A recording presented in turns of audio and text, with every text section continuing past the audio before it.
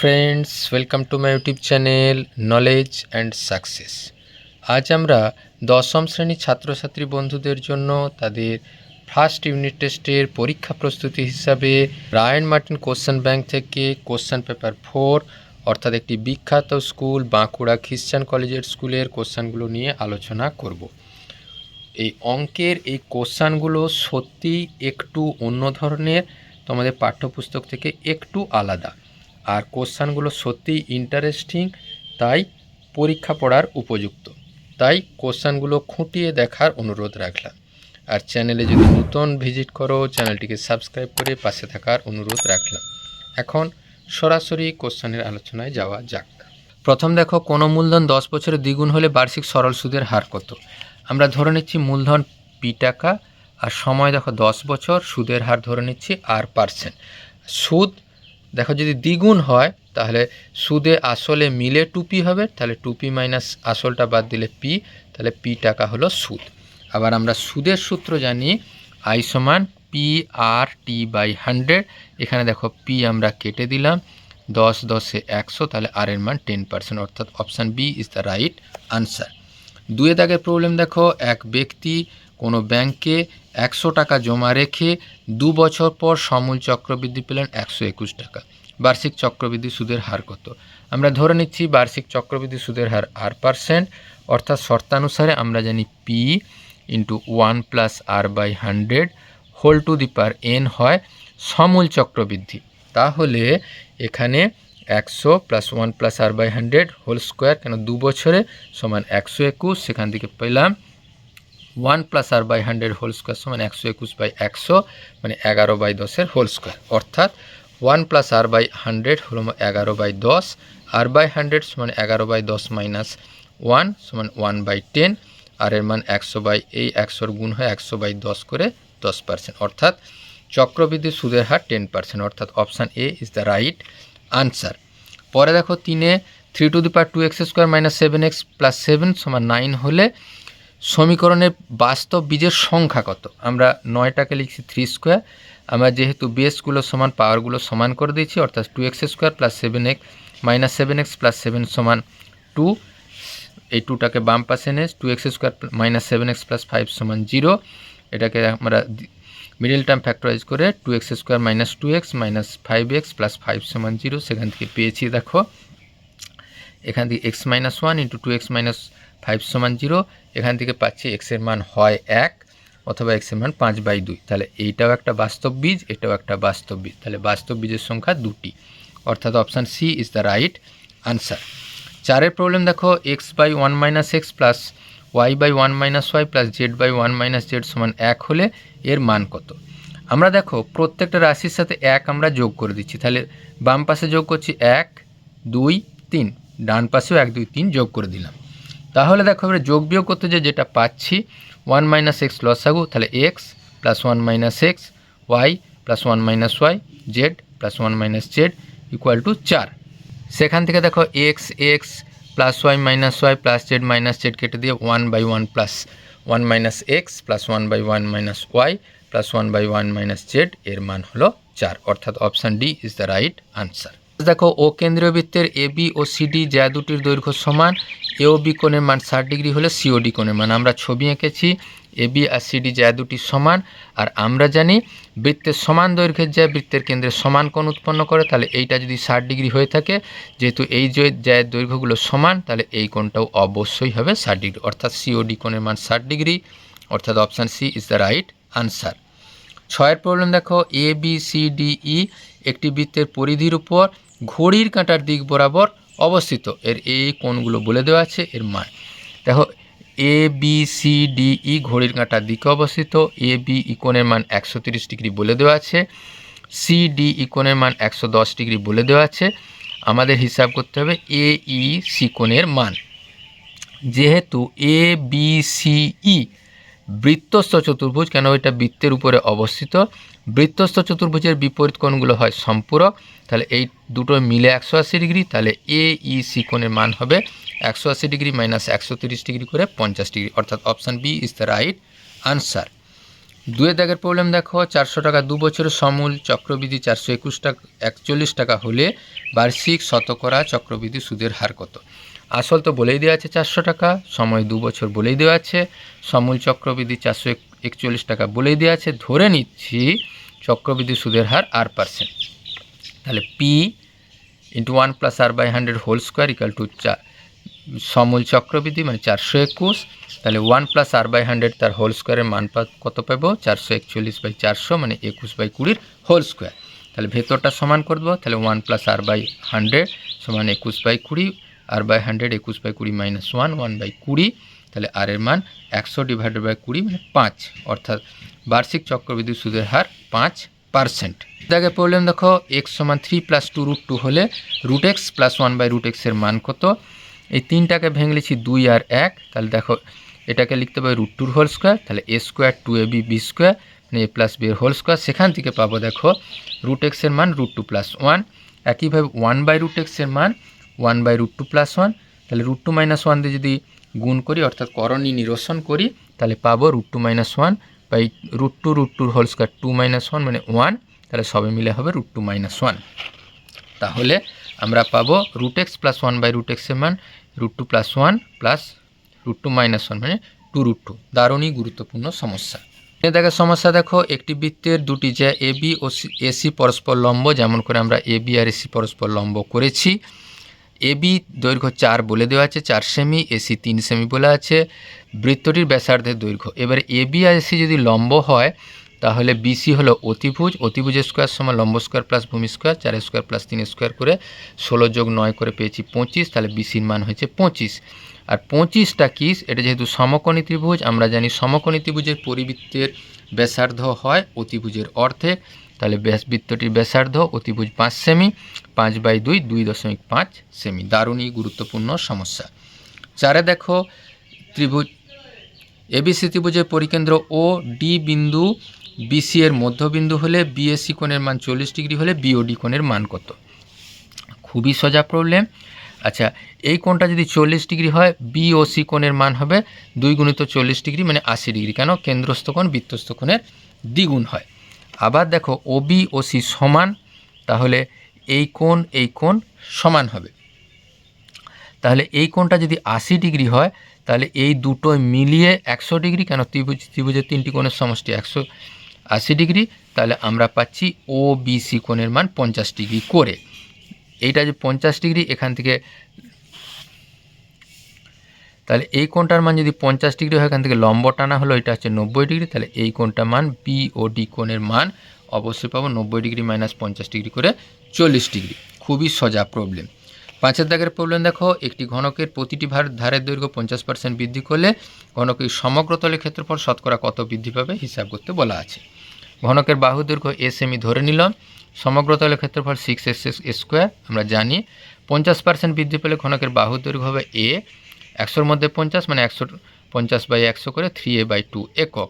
এখন সমগ্র তলের ক্ষেত্রফল 6 × a², এই টোটালটা এখন a, তাহলে 9a²/4, তাহলে বৃদ্ধি পেয়েছে কত? 6 × 9a²/4, আগে কত ছিল? 6a² - 6a² বাদ দিয়েছি, 6a² কমন নিয়েছি, তাহলে 9/4 - 1 মানে 6a² × 5/4। আর তাহলে সমগ্র তলের ক্ষেত্রফল বৃদ্ধি 6a² × 5/4 কতর মধ্যে বেড়েছে? 6a² এর মধ্যে। 100 হলে কত হতো? × 100%। কেটে দিয়েছি, 4 × 25 100, 25 × 5 125%। দাগের প্রবলেম দেখো, কোনো মূলধন বার্ষিক শতকরা কত একই সরল সুদের হারে 3 বছর 560 টাকা, 5 বছরে 600 টাকা হলে মূলধনের পরিমাণ ও বার্ষিক শতকরা সরল সুদের হার নির্ণয় করো। তাহলে আসল আর 5 বছরের সুদে মিলে হয় 600 টাকা, আসল আর 3 বছরের সুদে মিলে হয় 560 টাকা। জাস্ট আমরা বিয়োগ করেছি, তাহলে 2 বছরের সুদ পাবো 40 টাকা, 1 বছরের সুদ নিশ্চয়ই 20 টাকা, আর 3 বছরের সুদ 20 × 3 60 টাকা। এই শর্তে আমরা আসল প্লাস 3 বছরের সুদের জায়গায় 60 টাকা সমান 560 টাকা, তাহলে আসল 560 - 60 করে 500 টাকা। দেখো এই 500 টাকার 1 বছরের সুদ 20 টাকা ছিল, তাহলে 500 টাকার 1 বছরের সুদ 20 টাকা, 1 টাকার 1 বছরের সুদ নিশ্চয়ই ভাগ হবে, আর 100 টাকার 1 বছরের সুদ গুণিত 100 কাটাকুটি করে সবাই মিলে পেয়েছি 4। এরপরে সবথেকে গুরুত্বপূর্ণ বিষয় হলো এই 100 টাকার 1 বছরের সুদকে বার্ষিক শতকরা সরল সুদের হার বলা হয়। তাহলে বার্ষিক সরল সুদের হার 4%, বা শতকরা যদি না বলি বার্ষিক সরল সুদের হার 4%, আর আসল বা মূলধন 500 টাকা। দারুণই গুরুত্বপূর্ণ সমস্যা। প্রবলেম দেখো, একটি কারখানায় একটি মেশিনের মূল্য 1,80,000 টাকা। মেশিনের মূল্য প্রতি বছর 10% হ্রাস পায়, 3 বছর পর মেশিনের মূল্য কত হবে? একদমই ভীষণই শুধুমাত্র সমহার হ্রাস সম্পর্কে প্রবলেম। মেশিনের মূল্য 1,80,000 টাকা, মেশিনের মূল্য প্রতি বছর 10% হ্রাস পায়, 3 বছর পর মূল্য হবে এটা একদম সূত্র P × 1 - R/100 whole to the power n। এখানে P এর মান 1,80,000, R এর মান 10, আর n এর মান 3, শুধুমাত্র বসিয়ে দেওয়া হয়েছে। তাহলে 1,80,000 1 - 10/100 তার হোল কিউ। তাহলে একটু কাটাকুটি করে 9/10, তাহলে 9/10 9/10 9/10, এই 3টা শূন্য কেটে দিয়েছি। 9 এর কিউ হচ্ছে 729 গুণিত 180, তাহলে 1,31,220 টাকা হবে মেশিনের মূল্য। পরের প্রবলেম দেখো, সমাধান করো। a/ax-1 + b/bx-1 সমান a + b। এখানে আমরা b রাশি সব রাশিটাকে বাম পাশে এনেছি। তাহলে আমরা যোগ বিয়োগ করে ax-1 লসাগু হয়েছে, সেখানে পেয়েছি a + b - abx। এখানেও পেয়েছি b + a - abx। তাহলে a + b - abx কমন নিলাম, তাহলে 1/ax-1 + 1/bx-1 সমান 0। যোগ বিয়োগ করেছি, তাহলে bx-1 + ax-1 সমান 0। তাহলে দুটো রাশির গুণফল যদি 0 হয়, প্রত্যেকে আলাদা আলাদাভাবে 0। তাহলে a + b - abx সমান 0। তাহলে abx সমান a + b, x সমান a + b/ab, সেটাকে ছোট করে 1/b + 1/b লিখতেও পারো।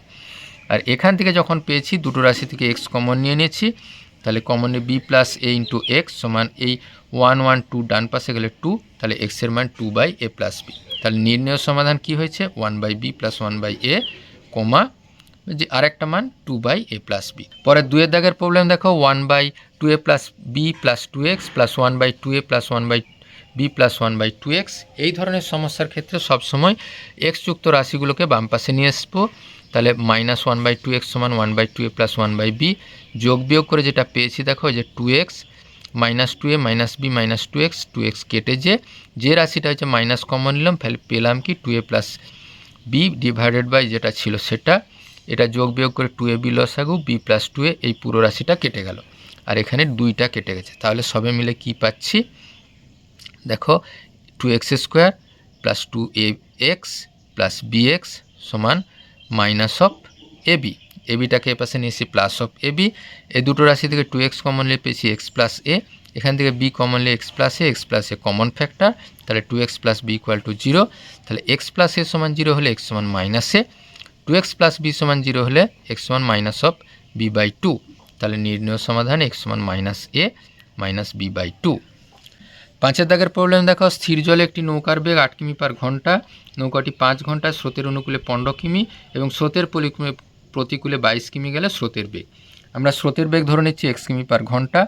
অনুকূলে বেগ, নৌকার বেগ, স্রোতের বেগ যোগ হবে, তাহলে 8 + x কিমি/ঘন্টা। প্রতিকূলে বেগ 8 - x কিমি/ঘন্টা।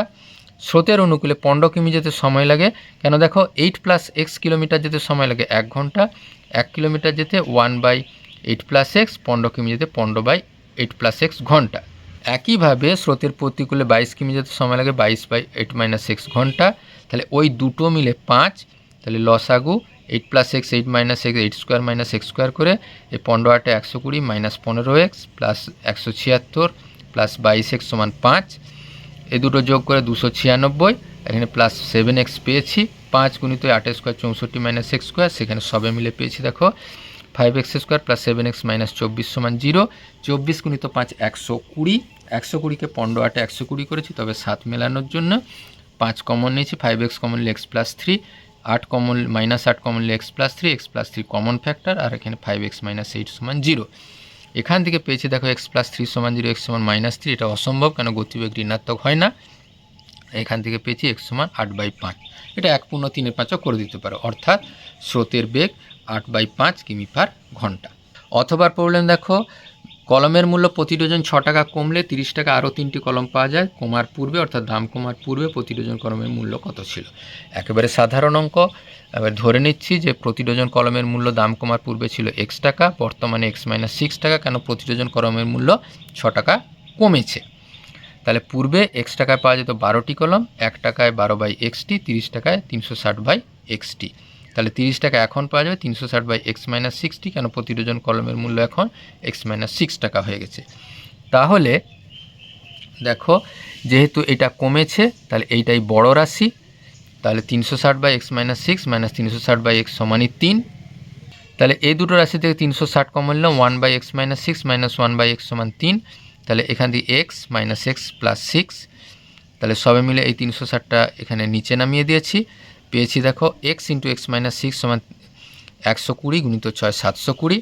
720টাকে ভেঙে লিখেছি দেখো, তাহলে পেয়েছি x² - 6x - 720 সমান 0। 720টাকে 30 24-এ ভেঙে নিয়েছি, পেয়েছি x × x - 30 + 24 × x - 30 সমান 0। সেখান থেকে পেয়েছি হয় x - 30 সমান 0, x সমান 30, অথবা x + 24 সমান 0, x সমান -24। এটাও অসম্ভব, কেন দাম ঋণাত্মক হয় না। তাহলে দাম কমার পূর্বে প্রতি ডজন কলমের মূল্য ছিল 30 টাকা। দারুণ গুরুত্বপূর্ণ অঙ্ক। অন্য ধরনের অঙ্ক, a² + b² + c² 16, x² + y² + z² মান 25 হলে ax + by + cz এর মান 20 বলে দেওয়া আছে। আমরা সরাসরি গুণ করে নিয়েছি, কেন আমরা জানি 16কে 25 দিয়ে গুণ করলে যা হয় সেটা 20 স্কোয়ারের সাথে সমান।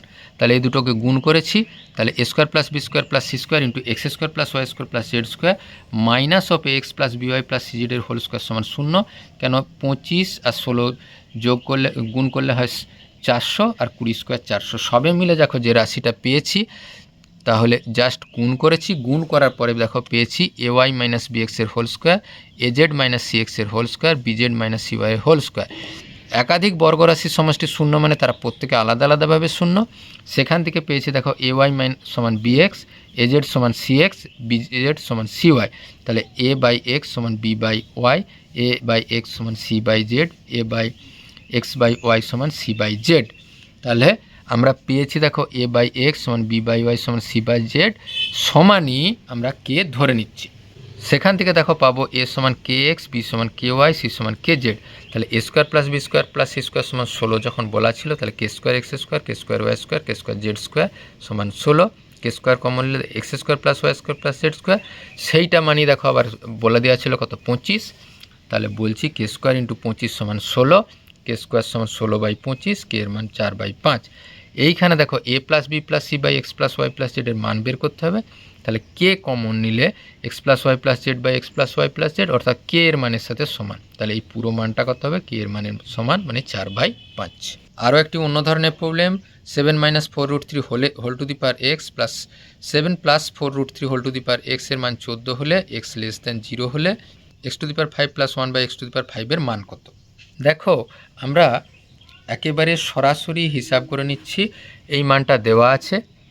আমরা জানি 7 + 4√3 × 7 - 4√3, 7 হোল স্কোয়ার 49 -48 করে 1। তাহলে এই দুটো রাশির গুণফল যদি 0 হয়, তাহলে আমরা পেলাম 7 - 4√3 মান 1/7 + 4√3 সাথে সমান। এই 7 + 4√3 whole to the power x কে আমরা a ধরে নিলাম।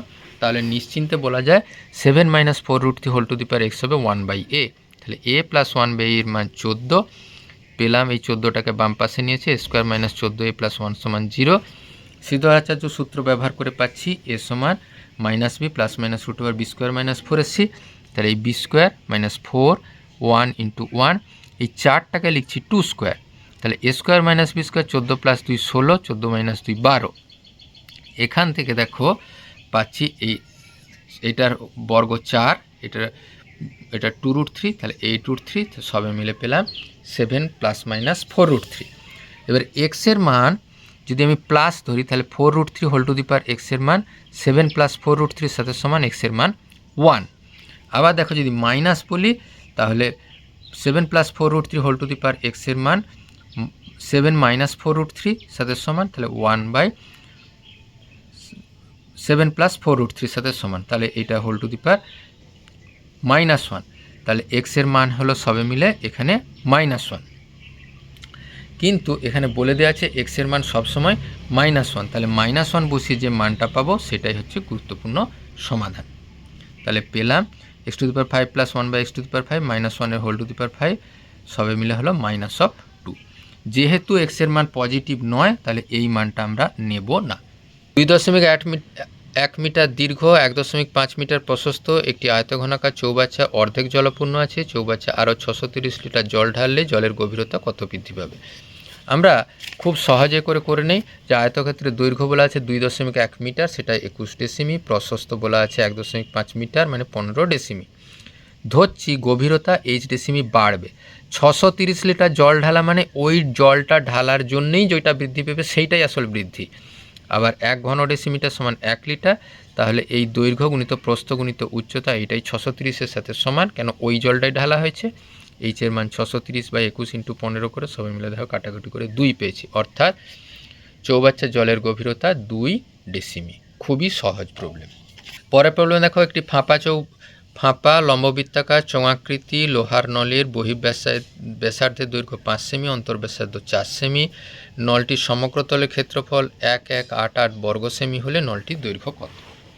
খুবই সহজ প্রবলেম, একবারে ছবির মতো করে ভেবে নেব। এইটা হচ্ছে অন্তর্ব্যাসার্ধ, এটা হচ্ছে বহির্ব্যাসার্ধ।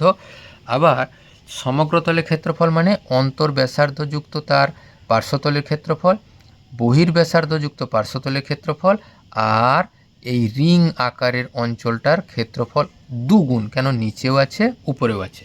তাহলে লম্ববৃত্তাকার সঙ্গে বহির্ব্যাসার্ধ বলা আছে, অন্তর্ব্যাসার্ধ বলা আছে, লংটির উচ্চতা ধরে নিচ্ছি h সেমি। সমগ্রতলের ক্ষেত্রফল এই বহির্ব্যাসার্ধ যুক্ত চোঙের পার্শ্বতলের ক্ষেত্রফল 2πr/h, এটা বহির্ব্যাসার্ধ। অন্তর্ব্যাসার্ধ 2πr/h। আর এই যে রিং, এই রিংয়ের ক্ষেত্রফল কী হবে? πr², পাই ইন্টু বহির্ব্যাসার্ধ মাইনাস পাই অফ অন্তর্ব্যাসার্ধ করলে রিংটার ক্ষেত্রফল।